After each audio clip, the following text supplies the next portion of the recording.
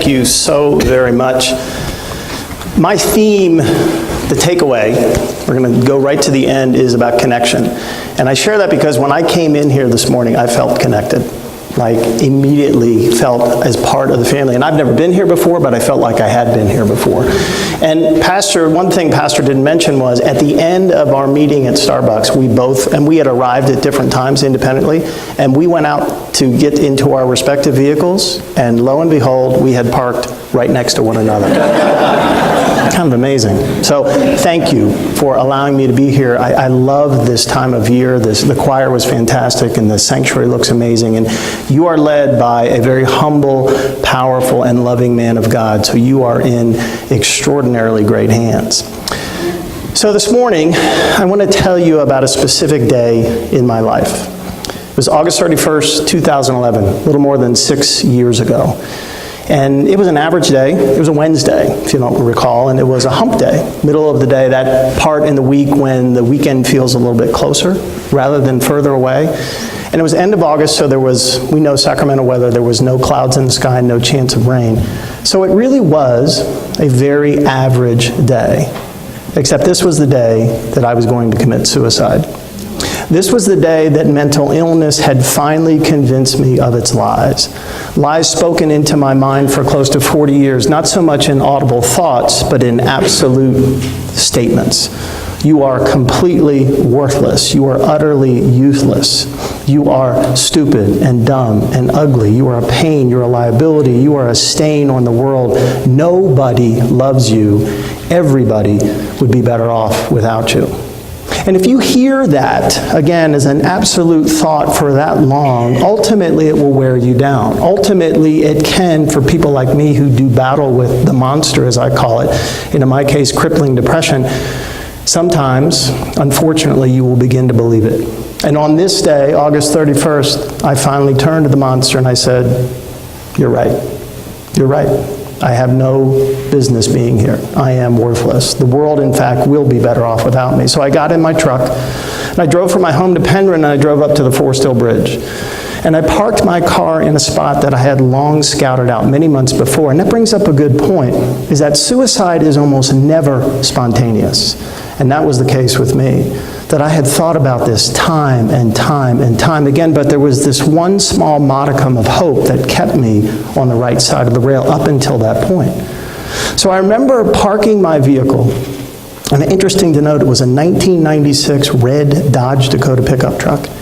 And I think back on it now that my truck in and of itself was symbolic of the state that my life was in, that it was crying out in emergency, "Please help me, God," indeed. And I sat there and I turned the vehicle off and I did this mental inventory, trying to find one reason, one thought, one small element of self-love and compassion that would convince me that it was okay for me to stay alive. But nothing came to mind. And so I went over to my right-hand side on the passenger seat, which is where the suicide note that I had written was. And the note in part read, "To my family and friends, I have decided that the time has come for me to go. I am choosing to end my life so I can be free of the pain in my heart and soul, the betrayal of my mind, and the depth of self-hatred I feel. I have become the burden I wish I never would.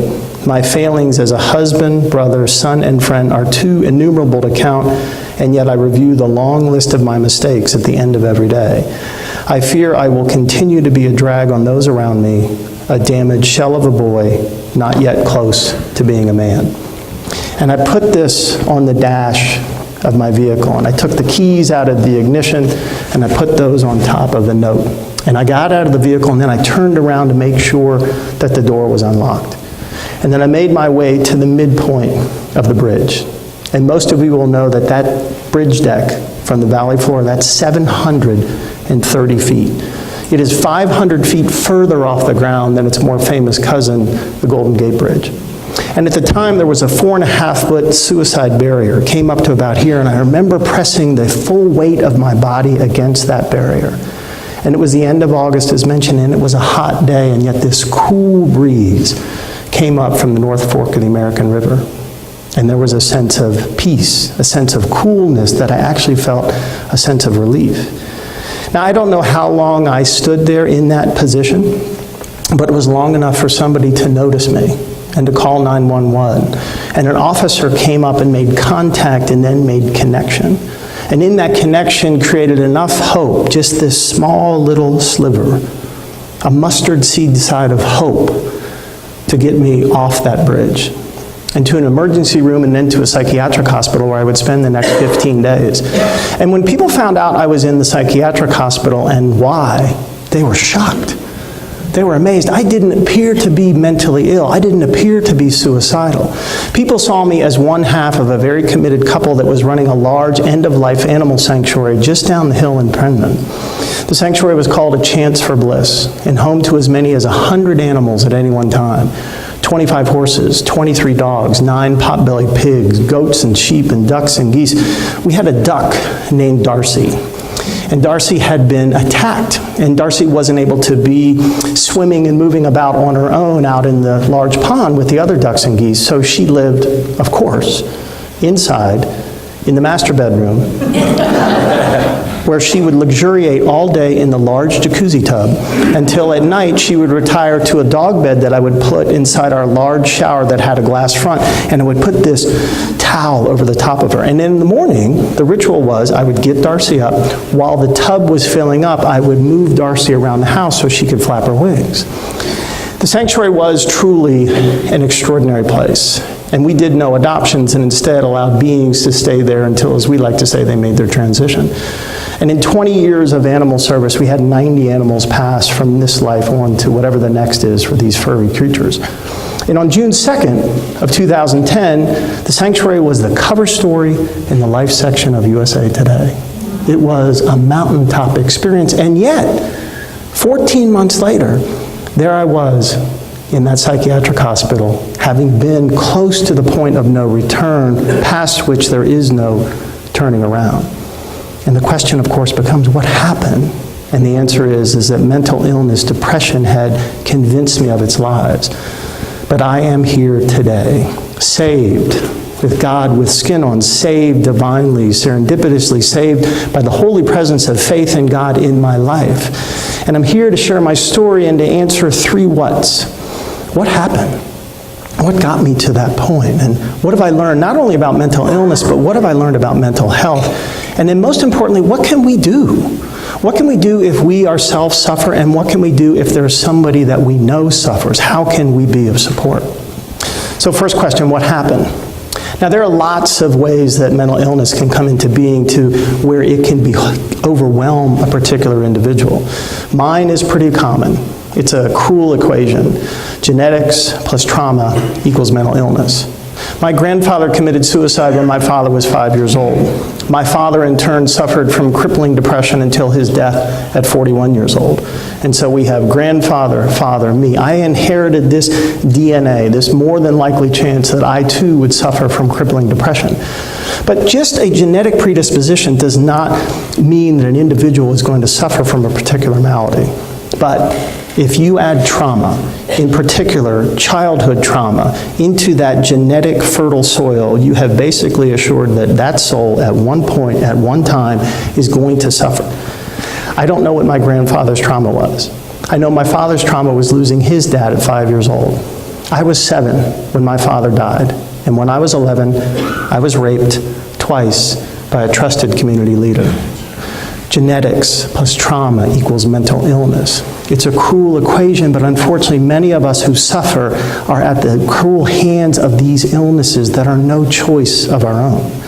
And people will ask me, like, David, what does it feel like to be in the throes of depression? And the best way to describe it is to tell a story. We had a Boston Terrier at the sanctuary named Winston.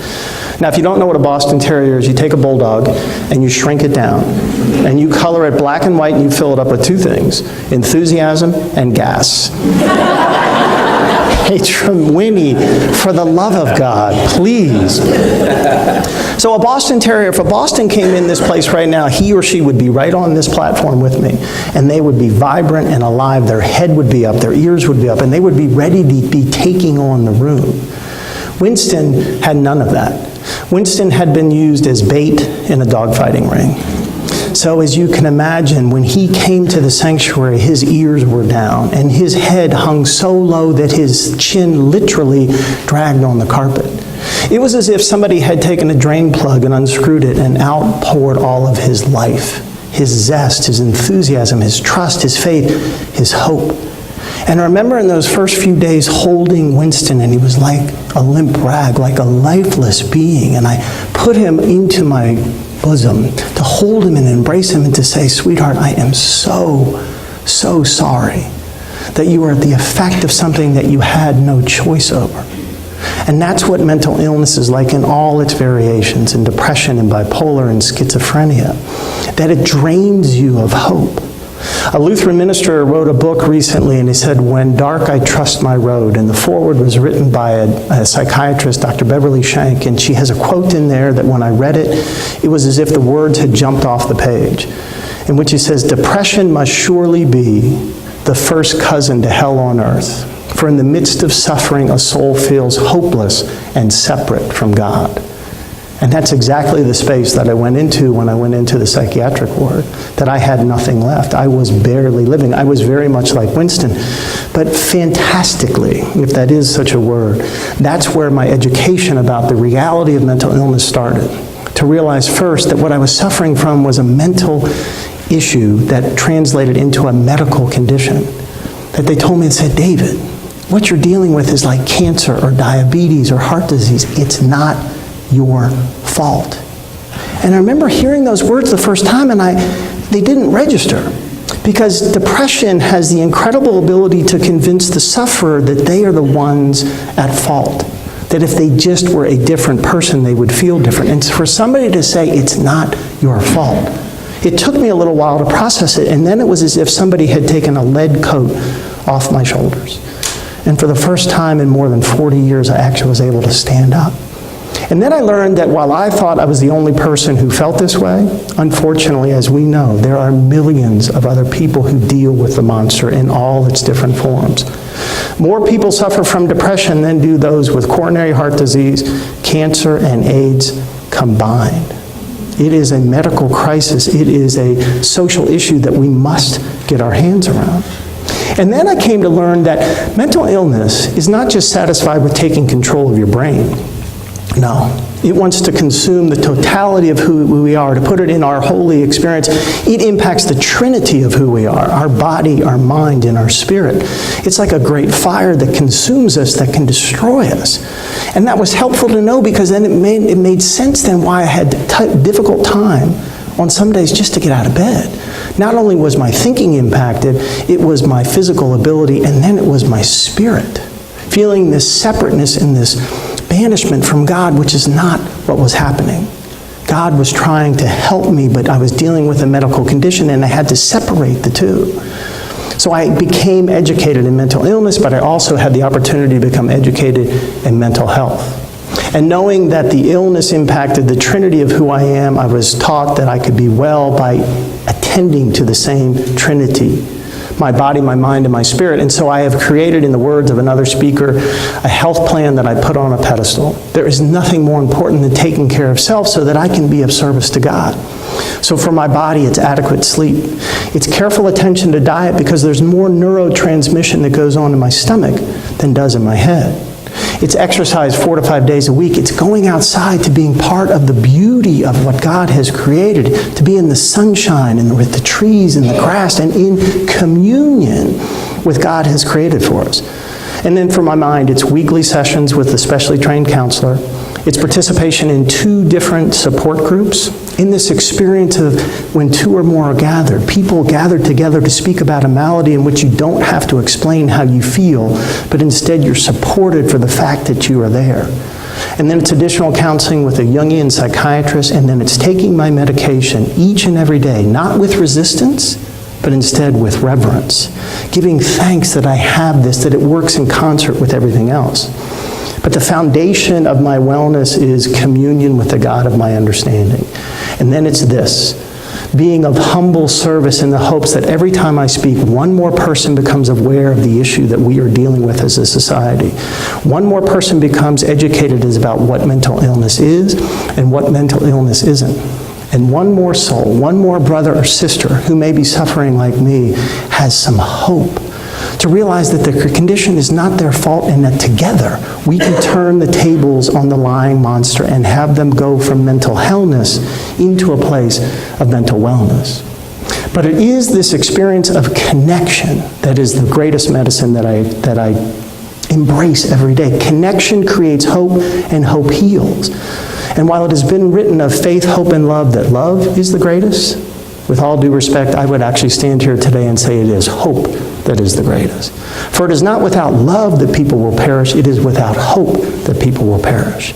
And connection is the most direct way to create this hope. And we saw it at the sanctuary time and time and time again. Animals that came in depleted and voided of hope, that they were restored and renewed and revitalized. Winston, who had been in this depleted, hopeless state, became the Boston Terrier that he was born to be, and as some people say, a Boston terrorist. But of all the animals that had came to the sanctuary and had the greatest transformation, it was Homer. Now, Homer was a pot-bellied pig, and if you don't know what a pot-bellied pig is, I'll move over here. It's just this small little creature. Homer had been kept in the far recesses of some person, I'll use that word, that term graciously, in the back recesses of his property, kept in a small pen and subjected to torture and abuse and neglect. And pigs are highly intelligent and highly social and just extraordinary creatures. Thankfully, Homer came to us, but when he did, he was afraid of his own shadow. And yet the connection with the other animals at the sanctuary, not just Natalie, who was our other pig, but the dogs and the horses and the cats and the sheep and the goats, Homer became alive. And there was one particular day I knew Homer had come all the way back. So on this day we had a new horse come, and it was Tank. Tank was a beautiful Percheron draft horse. And if you don't know what a Percheron draft horse is, take a Clydesdale and color it all white. He looked like a unicorn, and he was huge. He was taller than I was. And so we had Tank getting situated, kind of coming into the sanctuary. And Homer, because we allowed him to reconnoiter wherever he wanted, he was in a far pasture. So he notices there's a new resident at the sanctuary. So he comes trucking on over. And he stands next to Tank, and he kind of sniffs him a little bit. And I thought, that's odd. And then he does this full circle around Tank, never taking his eyes off of him. And he goes up to his front left leg, climbs up, and he starts to hump him. Wow, and I know Tank was thinking, get it off me! Here's the thing. When you're depressed, you're not silly, and you're not spunky, and you're not jerky. You don't have any of that. You're hopeless and you're lifeless. The truth was, Homer wasn't trying to dominate Tank. Homer was just saying, welcome to my world, man. You're going to be okay. Let's have some fun. And you could find Homer was incredibly protective of his family, because oftentimes the horses would be eating. Homer would be on the outside with his back to the horses, he facing out, saying, nothing's going to happen to you. You have become my tribe, and I will take care of you. Connection creates hope, and hope heals. So the question becomes into the third what? What can we do? What can we do to help ourselves, and what can we do to help other people? And I'm glad you asked the question, because I think there's three simple ways that we can create connection: recognition, understanding, and expression. Recognition, I believe, is the gateway to connection, and names are the gateway to recognition. Dale Carnegie said it best when he said, to a person, the sound of that person's name is the sweetest sound in any language. And think about how true that is. Think about a time that somebody remembered your name and you had no expectation that they would. Or better yet, a time that you hoped somebody would remember your name, and they did. How did it make you feel? What went on as a physical sensation in your body? If you're anything like me, it made me feel like I was embraced, like I mattered, like I was included, like I belonged. And for people like myself who can still, even to this day, get on in a situation where the monster has us by the throat, when you remember my name, you call us out of this place of isolation into a place of inclusion. Isolation creates the possibility of illness, but it is connection that creates the possibility of wellness. And the simple act of remembering a person's name can make a life-saving difference. I was at the gym the other day, and many people at the gym, I've just gotten to know their name. And I was working out on the machine, and a guy named Dennis came by. I had met Dennis 3 or 4 months ago, saw him on a pretty regular basis, hadn't had a whole lot of contact with him. And as he walked to me, I said, "Hi, Dennis." He took 2 steps past and then turned around and said, "Did you just call me by my name?" First, I was a little taken back. And I said, "Yes, I did." And he says, "You're really good at that." And I said, "It's really important to me." And we got in this conversation, and then come to find out, as Dennis had shared, that he had been an alcoholic. And he had lost everything in his life, but he had started to get some momentum because he went to AA and he felt more of a communion with the God of his understanding. But none of that comes available in terms of a conversation if I don't know his name. And when any of us have the opportunity to share our story, it becomes a holy, sacred experience in which we can unburden our soul and know that we are not going through this life experience on our own. God is constantly trying to put us in a place of communion with one another. So recognition is this extraordinarily powerful way for us to create connection, and then we go into understanding. And understanding is important because oftentimes the behavior of our brothers and sisters is baffling. Why are you doing what you're doing? And we may sometimes say, "What's wrong with you?" And if we can change that just a little bit and change it to, "What happened to you?"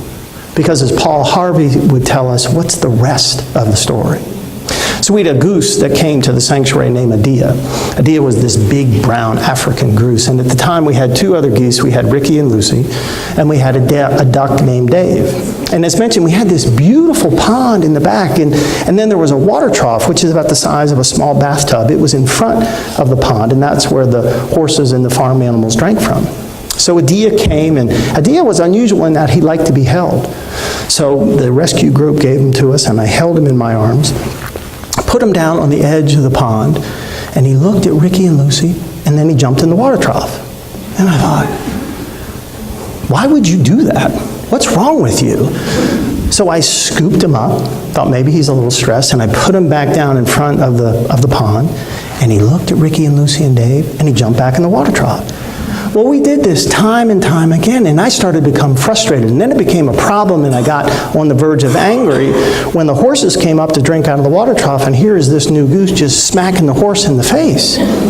Well, I was married to an extraordinary woman, somebody who I'm still very close to, and she was the real genius of the sanctuary. Her name is Deanna. Deanna came upon the situation and looked at it, and you realize now my job at the sanctuary was to pick up poop. Deanna did the hard work.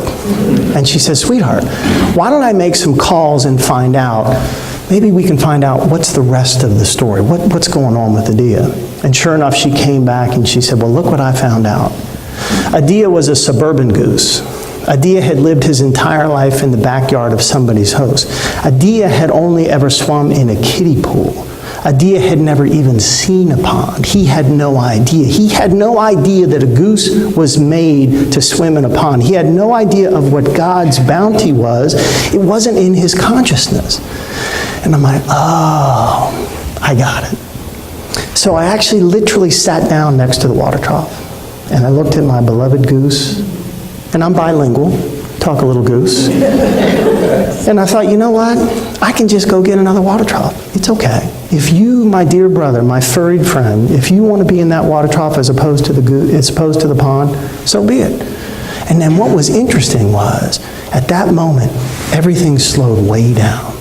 Like Ricky and Lucy and Dave just calmed down. And Adia just swam very peacefully in the water trough. And I thought, wow, how cool is this? How many times in my life have I misjudged somebody because I didn't take the time to ask a question?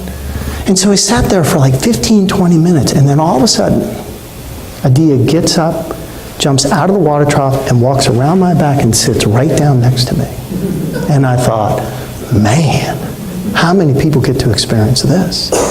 10 minutes later, he stands up, he walks right to the edge of the pond once again, and he looks at Ricky and Lucy, and he looks at the water trough, and he looks back at me, back front, and one step forward, and swam away. None of that happens if we don't create the opportunity and the space for somebody to be understood. Understanding is a blessed gift that we can give to one another. And those of us who suffer sometimes do some interesting things. I am certain that the officer, when he approached me on the bridge, thinking, what is a nice guy like you doing on a bridge like this? But he made contact and then he made connection. And the first question he asked me was, David, what does it feel like to be depressed? And it stunned me. I was shocked. Nobody had ever asked me that question. And as was the case with Adia, everything slowed way down. And we began to talk, and he said, David, how long have you lived with this circumstance? And David, what's it like on your worst day? And David, what do you want the world to know about what it's like to live with depression? And in all that conversation, there was the presence of hope. Just a little bit of hope. That same hope that I was looking for when I stopped and parked my truck, all of a sudden it was there. And I was able to go to that safe place. So we have recognition and understanding, and now we go to expression. And that's because connection is a verb, not a noun. It's passive, not active. And the positive, loving sentiments that we have for one another, they're useless unless we express them. We got to let it go. We got to give it. And there's lots of different ways that we can express ourselves. We can send a text. We can make a phone call. We can send an email. We can even do it in person. But I'm going to ask you to consider that I believe that the greatest way to express ourselves is the old-fashioned handwritten note. And again, I think that we all know how true this is, because how many people have been on the receiving end of a handwritten note at the right and perfect time? It seems to magically appear, this expression that's timely and specific and authentic. Just the mere fact of when we see it in the mailbox, because it's in this unique shape, we know what it is. We may hope that there's some money in it, but that doesn't always happen.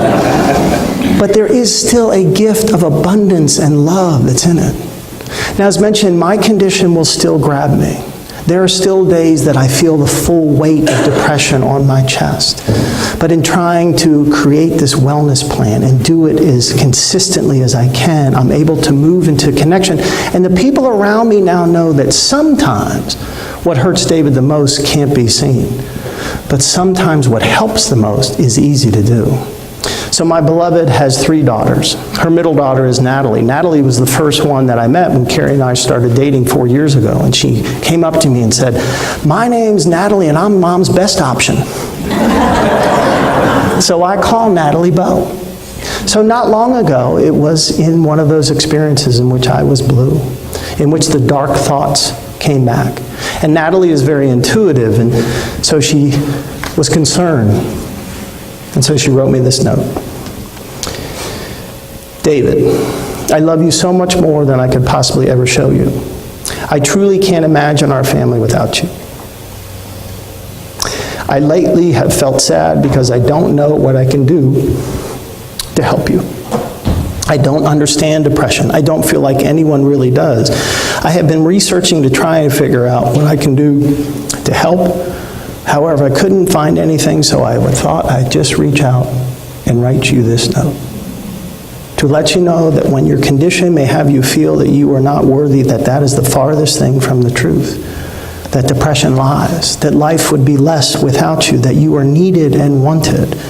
And then she goes on to say that we are a team and we can do this thing, and I am ready to kick some depression bootay. But then, at the end, Natalie wrote something to me that will remain as the most extraordinary expression of love and support that I will ever receive, when she said, depression can't have you because you're ours. And it's pen on a piece of paper. And it changed my life. And I share this at every talk to remind us that we hold this power to make a connection and a difference in people's life by doing the simple thing of recognition and understanding and expression. But the true beauty in connection is it's mutually beneficial. It's like a boomerang. As we create it with others, we experience it ourselves. The giver becomes the receiver in a sanctuary of mutuality. And that is the place where hope lives. And we need hope, hope, hope. My new year is undoubtedly different than yours, because it's not necessarily January 1st, it's August 31st. And on August 31st, I go back to the Forest Hill Bridge, and I park my car in the same spot that I did before, and I walk to that midpoint, and I press my body up against the barrier, but I don't look down. I look up, and I give thanks for this extraordinary gift of life that has been given me. And I stay there and I say, dear God, thank you. Please allow me to be used as a tool to let other people who are captivated in that place of hopelessness realize that it's not their fault. And when I turn to go, I run face to face, just a few inches away from the emergency call box. And it's painted this bright, almost annoying yellow. And on top of the box, there's an extraordinary sign. And the sign says, there is hope. Make the call. I need you to know that not a single person has jumped who has picked up that phone. That's the power of connection to create hope, and hope heals. Outside these walls, there are far too many people who are suffering from a plague of disconnection, a condition that far too often ends in suicide. Every 12 minutes, 5 times per hour in the greatest country in the world, people commit suicide. But what's even more shocking, every 31 seconds, somebody attempts suicide. Somebody captivated in a place of hopelessness, feeling that they're not worthy, they're not loved by God, that they have no use, attempts to take their life. Dr. Drew Ramsey is an extraordinary psychiatrist, and he wrote an article recently in which he says, if you think you and your family are immune, you need to wake up before the funeral. Smart people, rich people, pretty people, everyone is at risk. We prevent suicide by talking, by asking without stigma, and planning thoughtfully for people who are at risk. You have a job in fighting stigma too. Either you fight it or you promote it. There is no middle ground. But this is the most important part. Dr. Ramsey says, somebody you see today is thinking about killing themselves. Your smile, your question, your love could save them. Trust me, they told me it did. This is not somebody else's problem. This is our problem. And as Pastor has said, we are our brothers and sisters' keepers. But that doesn't mean they have to come in and live with us. That means we have to connect with us. Dr. Ramsey's message leaves me hopeful because it reminds me that our situation is not hopeless. Suicide is preventable. I am living proof of that. We need to do this together. We need to combine and unite and connect so we as a community can do God's work and go out and reach the people who need us. Consider the fact if we take I and replace it with we, illness becomes wellness. So my request is, as we leave this sacred space, led by a man of God, that we go out into the community and we take our recognition and our understanding and our expression like a big net, knowing that suffering is almost always invisible. And so we cast this out to everyone that we meet, knowing that we will pull in the soul most in need. And when we do, I can promise you, you will hear them say, nice catch. God bless you.